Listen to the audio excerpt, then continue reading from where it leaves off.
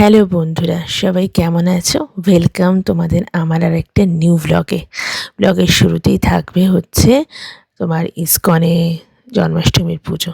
আর এই দেখো আমাদের পাশেই বাগানে একটা ছোট্ট খরগোশ, তার সাথে ফুলের বাগান আর চিকেন রান্না, মাছ না চিকেন রান্নার একটা রেসিপি তোমাদের সাথে আজকে আমি শেয়ার করতে চলেছি। আশা করি আমার ব্লগটা তোমাদের ভালো লাগবে। অনেক দিনই তোমাদের সাথে কি বলবো আর কি দেখাবো ঠিক বুঝে উঠতে পারছিলাম না, কারণ কি এখন সব ব্লগাররাই মোটামুটি ডেইলি ব্লগ এগুলোই দেখিয়ে থাকে। তো যাই হোক, একটু ভাবনা চিন্তা করে ভাবলাম যে নিত্যদিনের যে ঘটনাগুলো সেগুলোই এখন থেকে আমি তোমাদের কাছে তুলে আনবো। আচ্ছা, চিকেনে যে রান্নাটা দেখছো সেটা আমি ইউটিউব থেকে দেখে এটাকে আমি খুঁজে বার করেছি, বাট এটা স্যালমন ফিশ দিয়েছিল, আমি সেটা চিকেন দিয়ে করছি। এখানে চিকেন ব্রেস্টের একটা ফিলে নিয়ে এসেছিলাম, সেটা থেকে চিকেন পাকোড়া করেছিলাম। বাকি বেঁচে ছিল একটা বড় ফিলে, তার সাথে একটা হাফ ফিলে। তো এখানে সেটাতে নুন গোলমরিচ মাখিয়ে একটু ম্যারিনেট করে রেখেছি।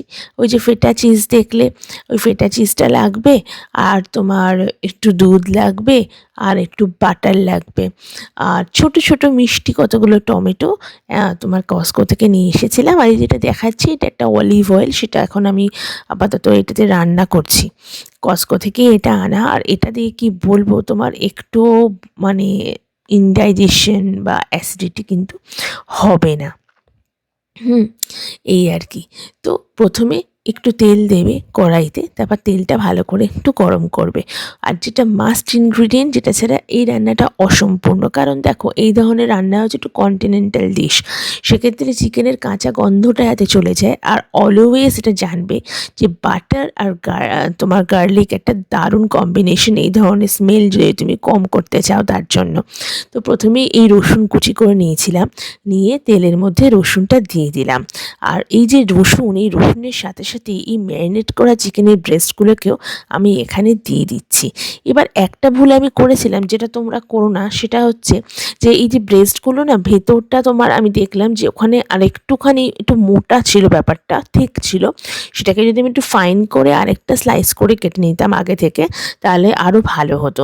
তার জন্য আমার একটু বেশি সময় ধরে এটাকে ভাজতে হয়েছে, উল্টে পাল্টে ভাজতে হয়েছে, যাতে ভালো করে তোমার ভিতরগুলো কাঁচা না থাকে, যাতে ভিতরগুলো একটু ফ্রাইড হয়। তো এটা স্যালো ফ্রাই করবে, নট যে ভীষণ বড় বেশি আঁচ দিয়ে ভাজবে সেটা কিন্তু নয়, ঠিক আছে? তো এই দেখো যেটা আমি বলছিলাম, এটা আগে থেকেই যদি ফেলে করে আমি কেটে রাখতাম তাহলে আমার কুকিং প্রসেসটা কিন্তু অনেক বেশি ইজিয়ার হতো। তো যাই হোক, এরকমই তোমার এরমভাবেই ধীরে ধীরে ধীরে ধীরে, আর এখানে এত জুসি হয় না চিকেনগুলো, ভীষণ তাড়াতাড়ি মেল্টও করে যায় জানো। আচ্ছা, এইবার ধরো আমি একটা বড় কিউব বাটার দেখো এখানে দিয়ে দিলাম। ওই যে বলছিলাম যে বাটার গার্লিক এই দুটোকে যদি তুমি একসাথে কোনো কিছুর মধ্যে দিয়ে ফ্রাই করো না, তার একটা অদ্ভুত স্মেল থাকে, যেটা কোনো ধরো এই যে সামুদ্রিক মাছ, যে স্যালমনের ক্ষেত্রেও ও যে একটা স্মেল থাকে না, সেটাকেও রিডিউস করে দেয়, অনেকটা কমিয়ে দেয়। এই আর কি। আর জানো, এখানে তোমাদের একটা টিপস দিই যে আইরিশ সল্টেড বাটার যদি তুমি মেল্ট করো তাহলে তুমি খুব সহজেই হোমমেড ঘি তৈরি করতে পারবে। যাই হোক, এরপরে আমি এখানে দিয়ে দিচ্ছি কিছু কাঁচা লঙ্কা, যার যে যেরকম ঝাল খাও সেই সেরকম পরিমাণ কাঁচা লঙ্কা দেবে। আমি গোলমরিচ দিয়ে ওটা ম্যারিনেট করেছিলাম, তারপর একটু কাঁচা লঙ্কাও দিয়েছি 4-5টা। আর এখানে যে ছোট ছোট টমেটো, বড় টমেটো যেগুলো আমাদের বাজারে পাওয়া যায় সেগুলো নয়, এখানে এক ধরনের ছোট ছোট টমেটো পাওয়া যায়, সেগুলোকে অ্যাড করছি। আচ্ছা, আরেকটা জিনিস বলে দিই, যেটা আমার একটা স্টেপ স্কিপ হয়েছে, সেটা তোমরা করতে পারো। এখানে তোমরা স্পিনাচ অ্যাড করতে পারো, মানে পালংটাকে চপ করে ছোটো ছোটো করে এখানে দিতে পারো, অথবা তোমরা বেসিলও দিতে পারো, বেসিলেরও কিন্তু একটা ফ্লেভার আসে। তো যাই হোক, এই আমার পালংটা ছিল, তা সত্ত্বেও আমি ভুলে গেছিলাম, পালং ছাড়াই কিন্তু ডিশটা খেতে খুবই ভালো হয়েছে। আর আমার মেয়ে তো ভীষণ ভালোবাসে চিকেনের। এখানে তো ফিশের খুব একটা ভ্যারাইটি আমরা পাই না ক্যানাডাতে, তো সেক্ষেত্রে চিকেনটাকে একটু অন্যভাবে যদি প্রসেস করি তাহলে সেক্ষেত্রে কিন্তু খেতে ভালো লাগে। আর জানো না বন্ধুরা, ইতিমধ্যে তো ডাক্তার দেখিয়েছিলাম, ডাক্তার বলল যে আমার মধ্যে এত বেশি ফ্যাট এসে গেছে, তার জন্য অবশ্যই আমার ডায়েটে যেতে হবে। ডায়েটটা হচ্ছে যে তোমার আমাকে প্রথম মিলটা নিতে হবে 11টার মধ্যে, সকাল 11টা, আর সেকেন্ড মিলটা নিতে হবে 5টা থেকে 7টার মধ্যে বিকেল। তো আমি এখন এই 3-4 দিন এটাই মেনটেন করছি। কিন্তু আমার ডায়েট যাই হোক, মেয়ে তো আছে, বর তো আছে, বর না হোক আমার সাথে অ্যাডজাস্ট করে নেবে, কিন্তু মেয়ে, ওর তো এখন উঠতি বয়স, ওর খিদেটাও বেশি, ওর সব কিছুই তোমার লাগে, তো ওর কথা ভেবেই এই সমস্ত তৈরি করা। ওই মেনলি খেয়েছে, আমরা হচ্ছে টেস্ট করেছি এই। আচ্ছা, একটুখানি আমি এখানে কাঁটা চামচ দিয়ে কেন ওরকম করে দিলাম, তার কারণ হচ্ছে যাতে জুসগুলো বা যে বাটার বা মশলাগুলো যাতে চিকেনের ভেতরটা ঢোকে, ওই কাঁচা ভাবটা যাতে না থাকে, ওটাই হচ্ছে মেন ব্যাপার। এবার একটু নুন দিচ্ছি, যদিও আমি আগে কিন্তু চিকেনে ম্যারিনেট করার সময় নুন আর গোলমরিচ দিয়ে ম্যারিনেট করেছিলাম, তা সত্ত্বেও কিন্তু আমি পরে নুন দিলাম। আচ্ছা, আরেকটা কথা বলি, সেটা হচ্ছে আমার ভয়েসটা মনে হয় তোমাদের একটু অন্যরকম লাগবে, সেটা লাগতে পারে তার একটাই কারণ, আমি সকালবেলা ভয়েস ওভার করছি, আর সকালবেলা উঠে সবারই আমাদের ভয়েসটা একটু হাস্কি হয়ে থাকে, এই কারণে। হ্যাঁ, এইভাবেই ফর্ক দিয়ে বারে বারে ফুটো ফুটো করে দিচ্ছি চিকেনের গায়েতে, আর ভালো করে জিনিসটাকে ভাজতে থাকছি।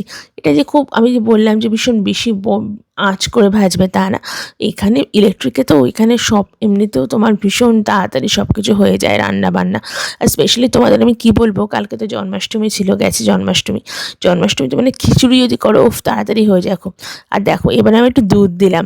হ্যাঁ, তো তাহলে প্রথমে কি কি দিয়েছিলাম আমি, বাটার দিয়েছি, গার্লিক দিয়েছি, টমেটো দিয়েছি, লঙ্কা দিয়েছি, এখানে গোলমরিচ আর নুন দিয়েছি, তারপর আবার, আর এখন দুধ দিলাম, আর ফেটা চিজ যেটা ছিল সেটা, এনি টাইপ অফ চিজ যেটা বাড়িতে রয়েছে, মোজরেলা চিজ হতে পারে, চেডার চিজ হতে পারে, যেটা তোমার কাছে রয়েছে সেই ধরনের একটা চিজ এখানে অ্যাড করে দেবে, তাহলে একটু ক্রিমি আসে টেক্সচারটা, আর খেতে একটা আলাদা ফ্লেভারও চলে আসে।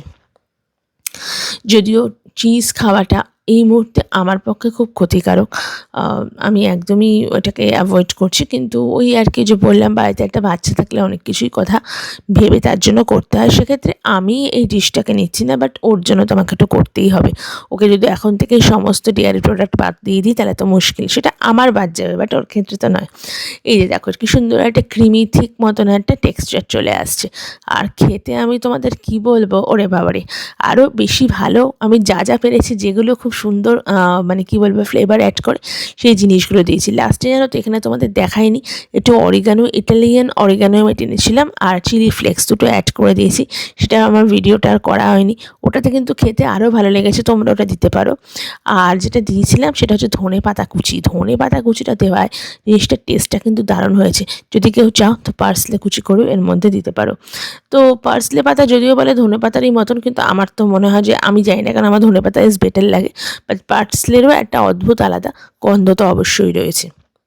এইটা ছিল আমাদের কন্টিনেন্টাল একটা ডিশ, যে ডিশটা দিয়ে আমি ডিনার করেছিলাম, আর গোবল খেয়েছিল ডিনার, সুজয়, আমরা সবাই খেয়েটে তারপরে তোমার পরের দিনকে মাকে নিয়ে একটু বেরিয়েছিলাম বিকেলবেলা, এখানে একটু কাছে হাঁটতে, একোড়া ভিলেজে। খুব শিগগির তোমরা জানতে পারবে যে আমরা একোড়া ছেড়ে চলে যাচ্ছি, মাত্র আর 2 সপ্তাহ আছি। তো সেই জন্যই এখানে দেখো, রাস্তাতে একটা খরগোশ দাঁড়িয়ে আছে, খরগোশটাকে আমি বলছি চুপ করে বসে থাক, আমি তোকে একটু ডিস্টার্ব করবো না, শুধু আমার বন্ধুদের জন্য তোর একটা ছবি চাই। তো আমি গেলাম কাছে, আর সেখানে গিয়ে খরগোশটা আমাকে কিন্তু সময় দিয়েওছে, তাও একটু ভয় পাচ্ছে, কারণ এরা একটু মানুষকে ভয়ই পায়। আর এখানে জানো তো, খরগোশ তুমি এত দেখতে পারবে, এরকম ধূসর রঙের খরগোশটাই বেশি। হ্যাঁ, তারপর ওই দেখো, ও ছুটে পালিয়ে গেল, ওখানে গিয়েও বসে বসে খাচ্ছিল। মাঝে মধ্যে এরকম খরগোশ তুমি দেখতে পারবে, এই গাছগুলো যে বুশগুলো রয়েছে এগুলোর ভেতরে থাকে। আর ফুল দেখো, এই যে দোপাটি ফুল না কি ফুল জানি না, ওরকমই ধরনের, আর এগুলো মনে হয় ল্যাভেন্ডার কালারের এক ধরনের ফুল। এই ফুলগুলো রাস্তাঘাটে চারিদিকে ফোটা থাকে, এত ভালো লাগে। এখানে তো একরাতে ওরা প্ল্যান্ট করেছে, কিন্তু এমনিও যদি আমরা হাই রোড ধরে কোথাও ট্রাভেল করি না, ল্যাভেন্ডার ফুল ভীষণ দেখতে পাওয়া যায়। আর ল্যাভেন্ডার তো আমার বাড়ির নাম সিদ্ধাতে, মানে আমার কলকাতায় যে ফ্ল্যাটের আমার বাড়ি, মানে ব্লকের নামও ল্যাভেন্ডার। তো ল্যাভেন্ডার আমাকে এতটাই ভালোবাসে যে এখানেও এসে কিন্তু দেখো আমার সাথে জড়িয়েই রয়েছে। যাই হোক, এই সময় তো কলকাতাতে পুজোর সময় সব পুজো পুজো ভাব, আর এখানে 15ই আগস্টের সবাই প্রোগ্রাম করছে, দেখছি সব কিছুই, ছবি ভিডিও, খুব মিস করছি ও কলকাতাকে, এটা কিন্তু সত্যি কথা। বিদেশে এসে আরও অনেক বেশি করে কিন্তু কলকাতাকে মিস করছি। আর এই দেখো, এই যে ফুলটা দেখতে পাচ্ছ, এটা ওই যে দোপাটির মতন, এরকম না ফুলের গাছ চারিদিকে ওরা এরকম প্ল্যান্ট করে, আর কি সুন্দর ঘাসগুলো নিয়মগুলো কাটিয়ে মেনটেন করে। চলে গেছিলাম জন্মাষ্টমীর দিনের পরে তোমার অটোয়াতেই ইসকন টেম্পল একটা আছে, সেখানে এরকমভাবে জন্মাষ্টমী পালন হয়। ভীষণ মজা করেছি, ভীষণ ভালো লেগেছে। আমরা 3টে পরিবার ছিলাম, 3টে পরিবার মিলে আমরা চলে গেছিলাম। আর প্রথমে ওখানে গিয়ে তো একজন পরিবারের সাথে প্রথম আলাপ হলো, খুব ভালো লাগছিল, খুবই ভালো লাগছিল। আর জলজিরা ছিল, বাটার মিল্ক ছিল, এই যে গোবল জলজিরা খাচ্ছে। আর সবথেকে আমার খুব কষ্ট হয়েছে, আমি এত শাড়ি নিয়ে এসেছি কলকাতা থেকে, কিন্তু সব কটা শাড়ি আমি কী করেছি টরন্টোতে পাঠিয়ে দিয়েছি, যেহেতু আমরা ওদিকে মুভ করবো তাই। এই দেখো গপু আর রাধা কী সুন্দর করে যাচ্ছে, ওইখানে যে ঝুলনের মতো সাজিয়েছে, ওইখানে গপু আর রাধাকে ওরা প্রতিষ্ঠা করবে, তারপর সামনে হরিকীর্তন করবে। কীর্তন করতে কিন্তু আর শুনতে কিন্তু বেশ ভালো লাগছিল। আর ভিতরে যে মন্দিরটা বলছিলাম না, মন্দিরটা, হ্যাঁ, তো আমার ওই শাড়িটা আর পরা হলো না, এটাই বলছিলাম যে হ্যাঁ শাড়ি, এতগুলো শাড়ি, অথচ শাড়িই পরা হলো না। যাই হোক, নেক্সট দিন ভাবছি এখানে রথযাত্রা আছে নেক্সট রবিবার, তো সেদিন ভাবছি মার একটা শাড়ি পরে আসবো, দেখা যাক যদি অ্যারেঞ্জ করতে পারি। এতগুলো শাড়ি এনে এখানে ওই এক ফ্রক পরে ঘুরছি, এত বাজে লাগছে কি বলবো। হ্যাঁ, তো যেটা বলছিলাম, এখানে এলে আমার মেয়ে বলছে, মা সব সাহেবরা কেন, মানে বিদেশিরা কেন এখানে? বললাম ওনারা সব এখানে দীক্ষা নিয়েছেন আর কি ইসকনে। ইসকন তো ইটালিতেও ছিল, শুনেছিলাম সেখানে নাকি পিৎজা, মানে ওদেরই মনে হয় ওই মেন ব্রাঞ্চ, অনেক পিৎজা নাকি দেওয়া হয় এরকম তোমার ইয়েতে ভোগ হিসেবে বা প্রসাদ হিসেবে।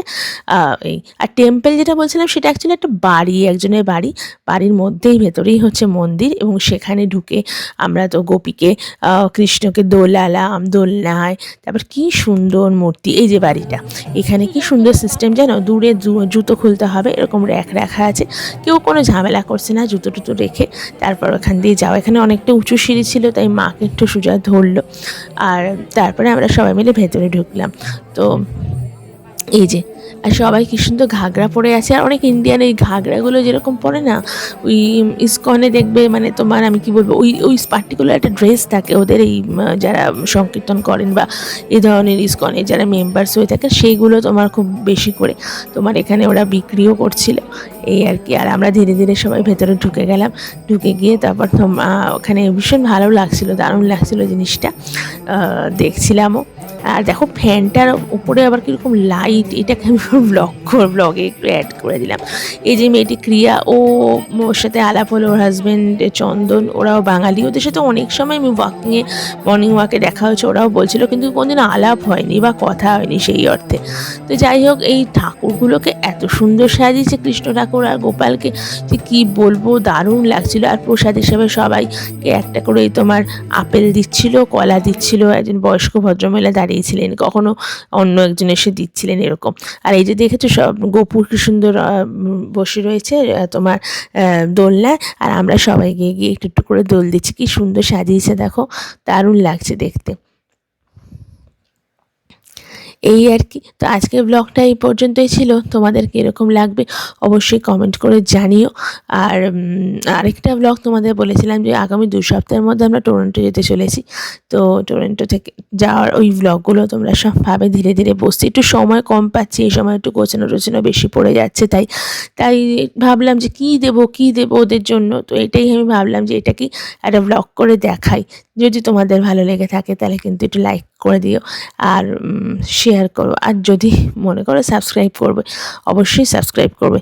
দেখা হবে তোমাদের সাথে আমার একটা নেক্সট ব্লগে, ততদিন তোমরা সবাই খুব ভালো থেকো, আর সবাই তোমার গোপালের নাম নাও, কৃষ্ণের নাম নাও, হরে কৃষ্ণ।